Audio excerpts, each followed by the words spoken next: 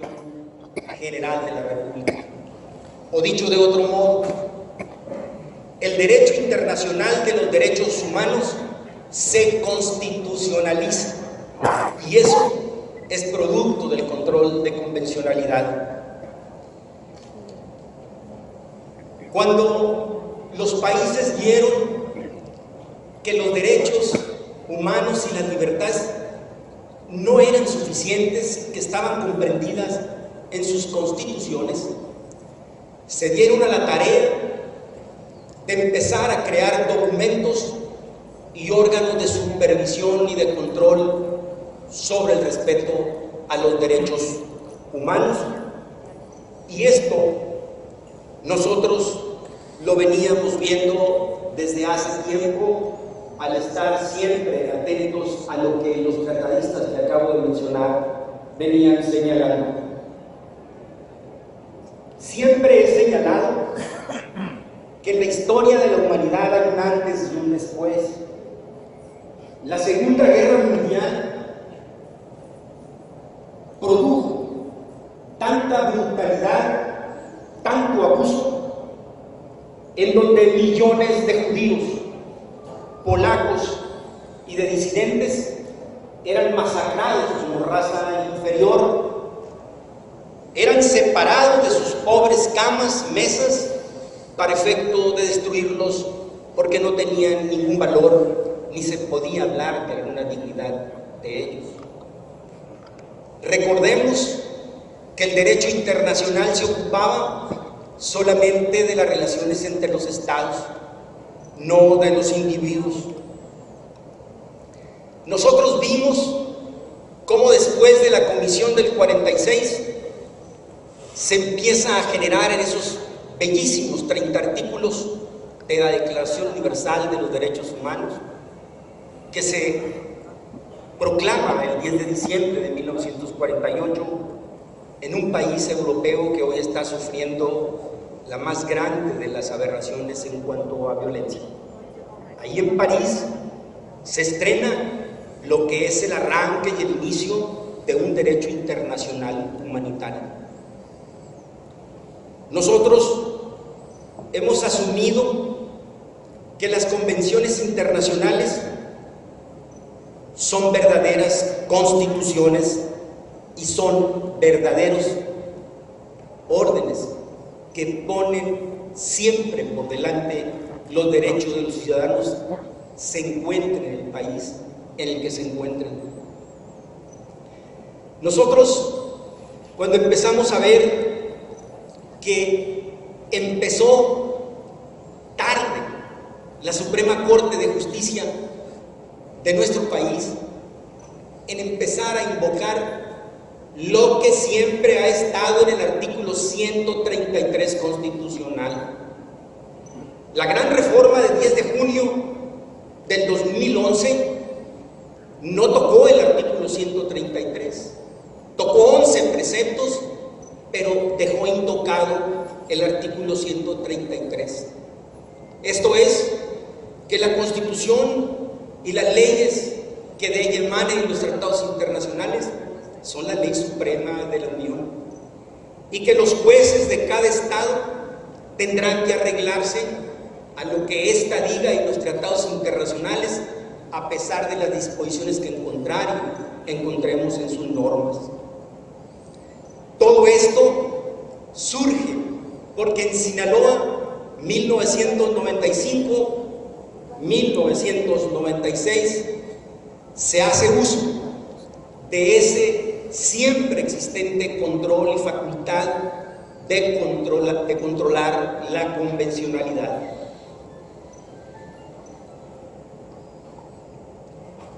Nosotros siempre hemos señalado, y esto lo digo porque algunos tratadistas viejos del derecho internacional nos enseñaban que la interpretación conforme era lo que decía, por ejemplo, la Constitución de España, que retomó el artículo 10 de la portuguesa, o con lo que dice Bolivia, o lo que dice Perú, y lo que dice Colombia, lo que dice Tlaxcala inclusive, y lo que dice Sinaloa en sus constituciones. España decía que la cuestión inherente a los derechos humanos y a las libertades fundamentales se van a interpretar conforme a la Declaración Universal de los Derechos Humanos y todos los tratados que España haya suscrito en la materia. Esta interpretación conforme la retoca y la domestica la Suprema Corte de Justicia mexicana y hace a su muy estilo particular, diciendo lo que a su juicio es la interpretación conforme, y habla de una interpretación en sentido amplio, otra en sentido estricto, y la última cuando ya no es posible adecuarse a las normas de la Constitución General y preservar el interés superior de la persona, el principio pro persona, antes llamado pro homines o favor libertatis. Y además de que si se encontraran dos normas que estuvieran regulando la misma situación, habría que efectivizarse la que mayores derechos otorgara al ciudadano o a la ciudadana. Y al último, inaplicar, si no era posible, la primera y la segunda. Esa es la versión de la Suprema Corte de Justicia del país. A mí me pareció escuchar que el compañero de Durango es un compañero magistrado. En una ocasión, hace unos 2-3 años, encontrándome en Durango, un ministro de la Corte Suprema de Argentina coincidía con el criterio de la Suprema Corte de Justicia mexicana en que los tratados internacionales, las controversias que resolviera la Corte Interamericana de Derechos Humanos, en la que no fuera parte de nuestro país, solo eran orientadoras. Ahí, en su ciudad, al ministro de la Corte Suprema le dije que eso era un absurdo, porque estaban viendo solo el artículo 68 de la Convención Americana sobre Derechos Humanos, y eso no tiene ninguna discusión, porque el 68 de la Convención Americana refiere que las sentencias de la Corte Interamericana pues preocupan y aplican a las partes. Ese es un principio de derecho procesal. El conflicto es que se perdía de vista el artículo 62, donde les dice a los estados signantes de la Convención Americana sobre Derechos Humanos que si reconociste, si has reconocido la competencia contenciosa de la Corte Interamericana de Derechos Humanos, no solamente estás obligado, estado firmante del tratado, a lo que digan las normas de la Convención Americana, lo que digan los protocolos de la Convención Americana, sino también todos y cada uno de los casos que vaya resolviendo la Corte Interamericana de Derechos Humanos con su facultad contenciosa. Y no tiene lucha. Recurva la Suprema Corte de Justicia del país y dice que también son vinculantes las sentencias en que nuestro país no hubiese participado como parte, porque hay 4 casos paradigmáticos que afectan directamente como sujeto pasivo procesal a Estados Unidos mexicanos. Rosendo Radilla Pacheco, que fue y es el paradigma que impactó sísmicamente a la Suprema Corte de Justicia de la Nación y todos los miembros del Poder Judicial de la Federación, porque como a mí no me gusta que me cambien mis resoluciones los tribunales federales no especializados, tampoco a ellos les gustaba que un tribunal supranacional, con base en una normatividad por encima de nuestras fronteras, le enmendara la plana, en muchos de los casos.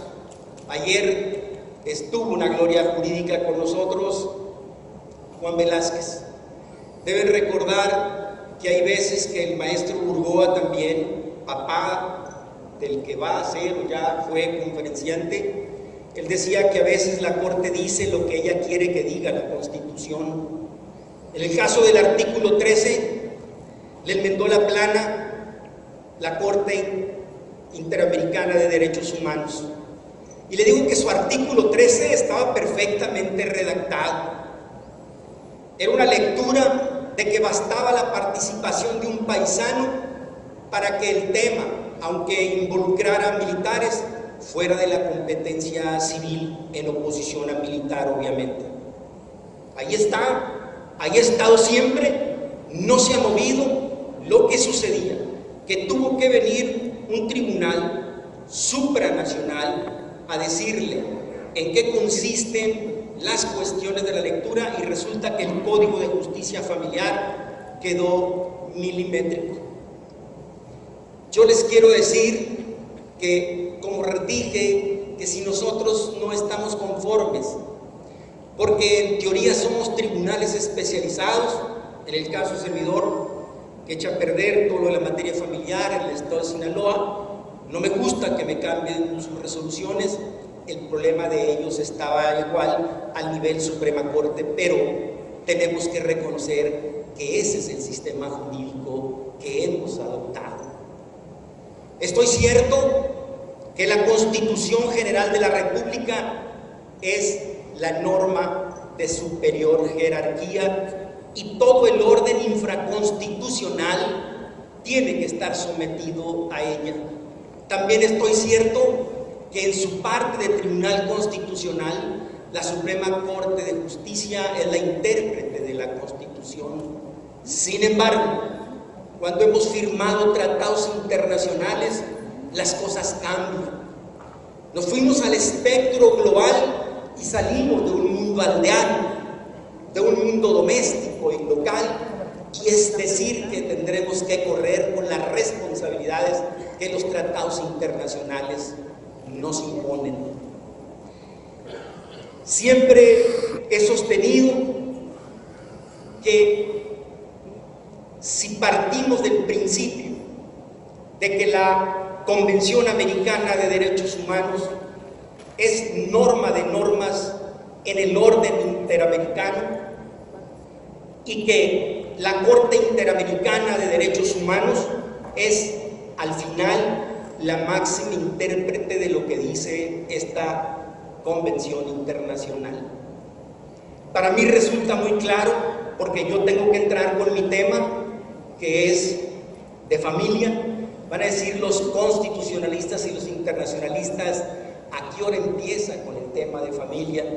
Que es en teoría lo único que su servidor maneja. Lo dije porque en Sinaloa nosotros teníamos un artículo 283 en el Código Civil que decía de una manera automática que perdía la patria potestad el cónyuge que resultara en el divorcio contencioso. Todos sabemos que las relaciones entre los consortes y las relaciones de los consortes para los hijos son dos planos completamente diferentes. Y solo era necesario probar la causal, la 1, por ejemplo, el adulterio, debidamente probado como los consortes, para que en automático perdiera el demandado la patria potestad.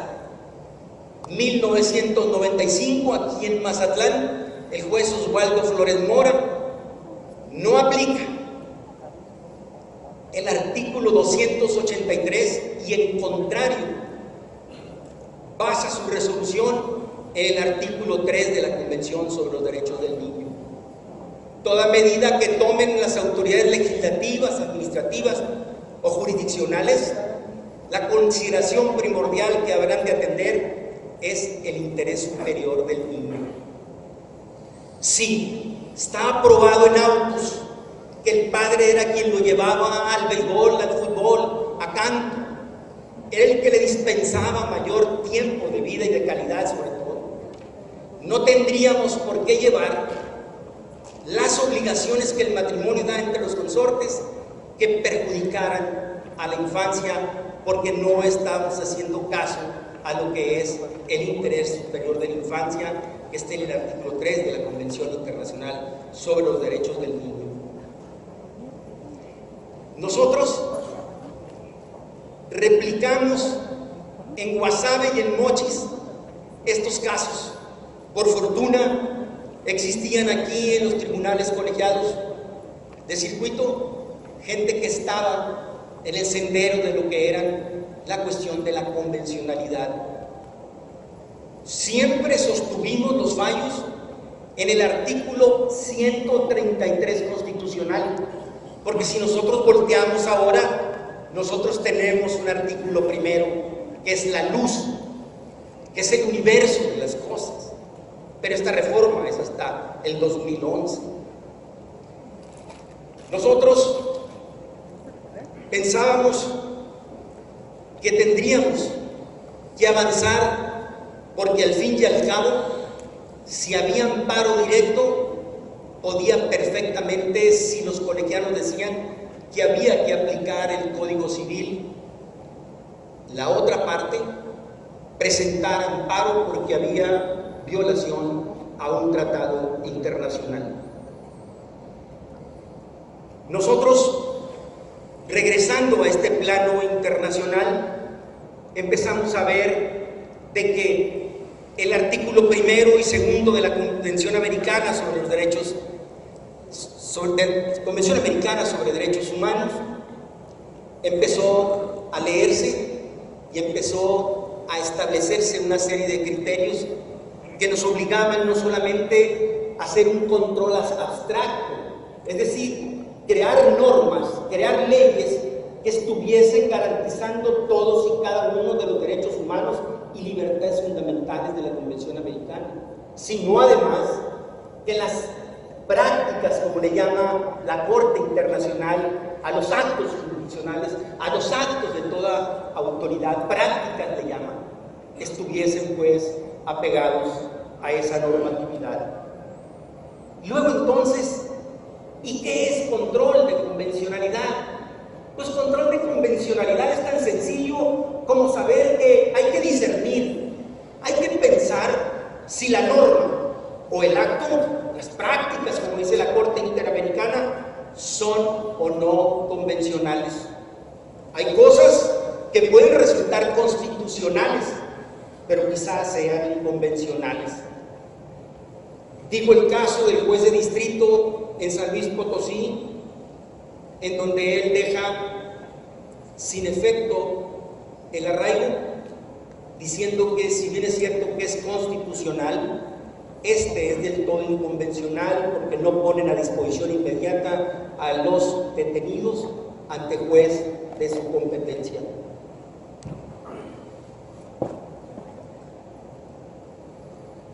Empezábamos a entender que no puedes confundir, no debes crear caos en lo que es el control de convencionalidad, porque lo que queremos es confrontar, adecuar, que la norma interna, las normas internas y los actos de los estados se adecuen, se apeguen a lo que es la Convención Americana sobre Derechos Humanos. Y aquí hay un paréntesis para el reformador constituyente. Con base en el párrafo segundo del artículo primero constitucional, quiero decirles que no solamente es el bloque interamericano de acuerdos entre dos o más sujetos de derecho internacional los que todos los jueces, sin importar competencia, cuantía, especialidad o grado, deben hacer un control ex oficio, es decir, por el cargo de lo que es el control de convencionalidad. Nosotros lo que veíamos era pues que nos obligaba el artículo 2 a suprimir normas y prácticas que violaran derechos fundamentales. Estos tratados no es más que un intercambio recíproco que a los gobernados les es connatural. Ahora ya no podemos hablar de que estén intocadas las condiciones y los conceptos de supremacía constitucional, división de poderes. Todo esto ha sido retocado por las convenciones internacionales. Nosotros tendríamos que ver que la Convención Americana de Derechos Humanos, también llamado Pacto de San José. No todos los países, los 35 de la Organización de Estados Americanos, han aceptado la competencia contenciosa de la Corte Interamericana de Derechos Humanos. Nosotros tendríamos que establecer que las convenciones son actas de nacimiento del derecho internacional. Nosotros tenemos que observar que hay un artículo 27 de la Convención de Viena sobre el derecho de los tratados. Cuando le preguntaron a un distinguido constitucionalista, hombre de brazos muy largos, Germán Vidal Campos, y le preguntaron que sí, ¿dónde estaban colocados los tratados? ¿A la par de las leyes? ¿Por debajo de ellas? Y dijo: yo no puedo decir ni establecer si están los tratados a la par o por debajo de las constituciones. Solo me fundamento en el 27 de la Convención de Viena, que impide que cualquier Estado aplique derecho interno para oponerse a un tratado internacional. Esto lo dijo y plásticamente entendimos que no hay de otra, no hay lucha. Tenemos que ir haciendo una confrontación de carácter material entre lo que está establecido en los tratados internacionales que han sido suscritos en términos del 133, pues, firmados por el presidente y ratificados por la Cámara Alta, para efecto de que esa confrontación normativa nos lleve a la conclusión que, como lo dice el párrafo segundo, tiene que haber una armonización, y aquí lo digo de una vez por todas. Dice que las normas de derechos humanos se interpretarán conforme a esta Constitución y los tratados internacionales suscritos por el Estado mexicano. La partícula I es una conjunción copulativa. Manda dos cosas homogéneas a una unidad. Por eso reitero que ahora no solo puede hablarse de que sea constitucional algo, sino lo que tenemos que ver es que si es convencional. Nosotros, cuando la Corte recurrió, y que tengo una crítica a esa jurisprudencia 293, porque si bien es cierto que reconoció en el caso Rosendo Radilla Pacheco que teníamos, y esto por una obligación, incluso por Eduardo Ferrer MacGregor en el voto particular de Cabrera García y Montiel Flores contra México, donde fue juez ad hoc Ferrer MacGregor, que ahora es un juez propietario de la Corte Interamericana. Él decía que todas las autoridades en el ámbito de sus competencias habrán de hacer un control de convencionalidad. Pero el problema es de que siempre invocan como primer precedente de este concepto de control de convencionalidad el caso de Almonacid Arellano contra Chile del 2006. No, hay un jurista mexicano distinguido, Sergio García Ramírez, que en otro asunto, del 2004, Mirna Mac-Chan contra Guatemala, ahí dijo que el control de convencionalidad era una sistemática extendida, amplia y vertical para controlar el derecho interno de los países. Esto pues, y lo digo porque nosotros hemos visto cómo la Suprema Corte de Justicia mexicana, en esta ola tan gigantesca de los derechos humanos, empezó a decir que el control de constitucionalidad, que está reflejado en el párrafo último del 133, insisto, ahí ha estado siempre, también lo tenían los jueces de cualquier competencia. Si te ha dicho siempre que todos los jueces de los estados se arreglaron a pedir esta Constitución, la Corte reconoció que no solamente había control de convencionalidad difuso, sí, porque el control concentrado de convencionalidad lo realiza la Corte Interamericana de Derechos Humanos, Así como la Corte Mexicana realiza el control concentrado de constitucionalidad, ahora todos los jueces tenemos control difuso de constitucionalidad. Es claro que la Convención Americana no le da facultades a la Corte Interamericana de Derechos Humanos para resolver todos y cada uno de los actos de lo que se está viendo en el tratamiento. No es una cuarta instancia, no es algo que refiera y se meta en la constitucionalidad de los estados signantes de la OEA, porque la constitucionalidad parte de idiosincrasia, de filosofía y del contexto social que cortes o tribunales constitucionales se encargan de ello. Lo que la Corte Interamericana de Derechos Humanos, o sea, una cuarta instancia, solo revisa que el acto, las leyes, estén acordes con la Convención Americana sobre Derechos Humanos. No se trata de avasallar el derecho de un país por parte del derecho internacional. Lo que significa control de convencionalidad es sencillamente armonizar las normas internas para proteger el principio pro persona, efectivizar los derechos humanos en favor de las y los ciudadanos. Esto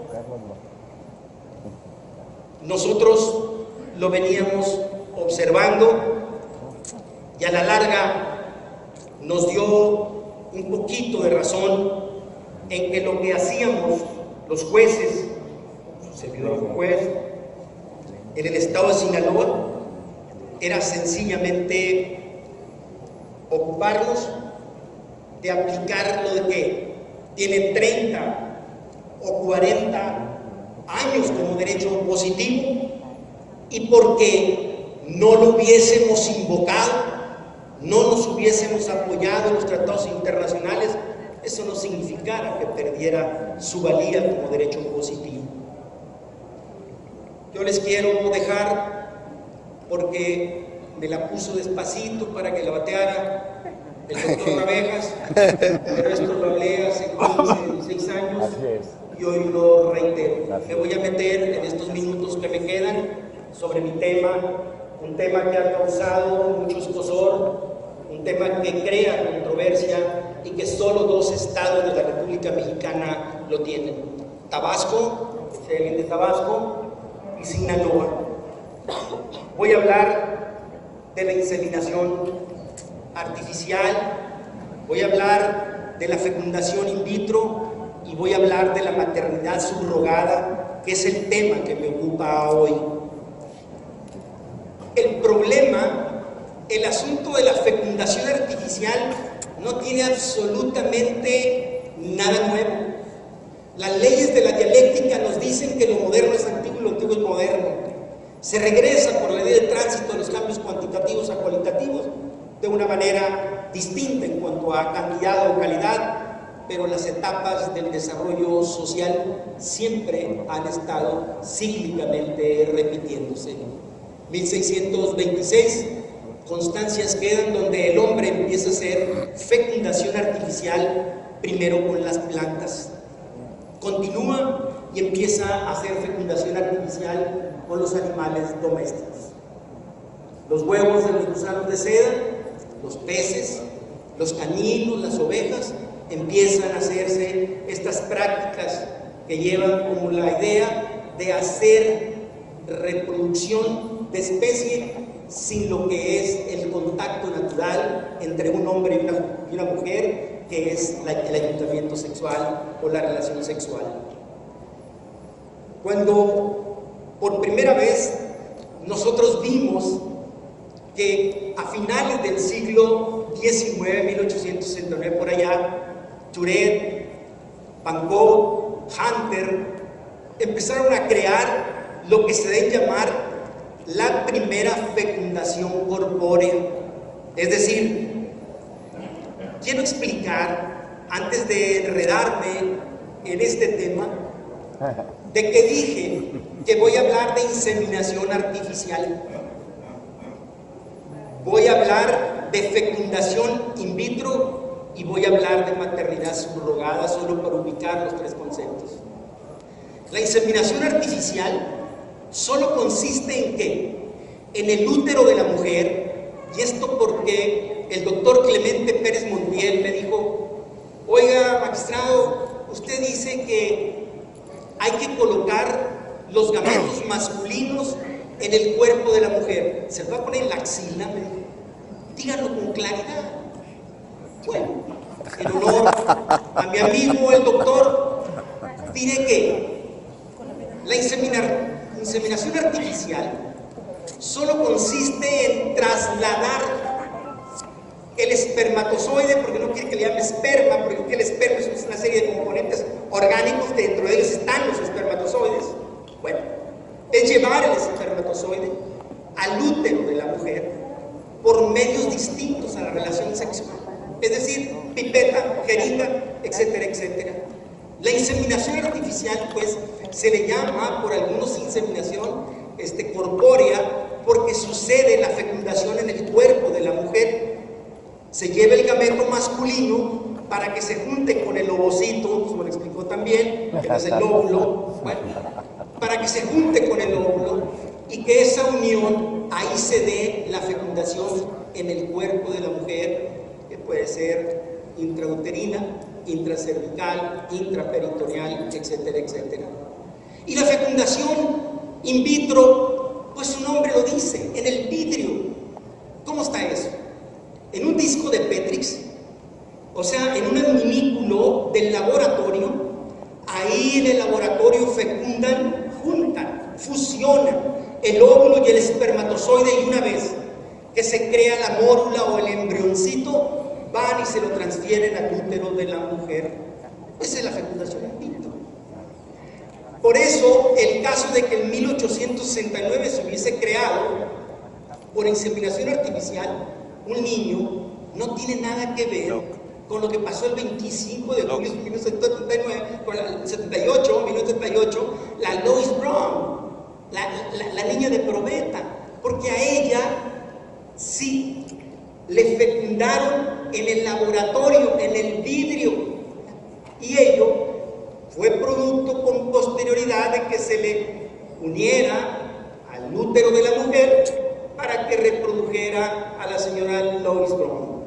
Muy bien, no ha sido fácil para las legislaciones del mundo introducir el tema de la maternidad subrogada. Ahorita voy a tocar el tema y se lo digo de una vez. Hay un grupo de gentes del Instituto EARLY, así, que en los salones del Senado de la República estaban presionando a senadoras y a senadores para considerar que en la maternidad subrogada había violencia reproductiva, cuando no delito de trata de personas. Lo voy a explicar porque tengo que decirlo. Nosotros vimos